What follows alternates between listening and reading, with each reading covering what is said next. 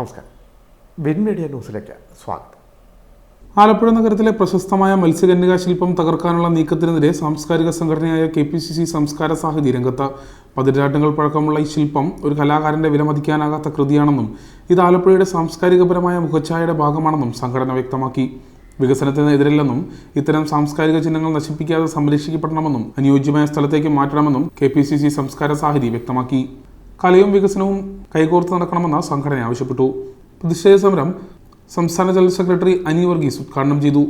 ഈ കിഴക്കിന്റെ വെനീസായ ഈ തോടിന്റെ സമീപത്ത് സ്ഥിതി ചെയ്യുന്ന ഈ ശില്പം, അതിമനോഹരമായ ഈ ശില്പം സംരക്ഷിക്കുവാൻ സംസ്ഥാന ഗവൺമെന്റ്, ഇവിടെ നമുക്കറിയാം നമ്മുടെ ജില്ലക്കാരൻ തന്നെയാണ് സാംസ്കാരിക വകുപ്പ് മന്ത്രി, ഏത് സമയത്തും പ്രതികരിക്കുവാൻ വേണ്ടി രംഗത്ത് വരുന്ന കുന്തവും കുറച്ചക്കറവും എന്നൊക്കെ വിശേഷിപ്പിച്ചുകൊണ്ട് നമ്മുടെ പലതരത്തിലുള്ള പ്രസംഗങ്ങൾ നടത്തി വിവാദത്തിൽപ്പെട്ടിട്ടുള്ള ആ മന്ത്രി ഒരു പക്ഷേങ്കില് ഇത്തരത്തിലുള്ള ഒരു നല്ല കാര്യത്തിന് നേതൃത്വം കൊടുക്കുവാൻ മുന്നോട്ട് വരുമെന്ന് ഞങ്ങൾ പ്രതീക്ഷിക്കുകയാണ്. ജില്ലാ സാഹിതി ചെയർമാൻ A. കബീർ അധ്യക്ഷത വഹിച്ചു.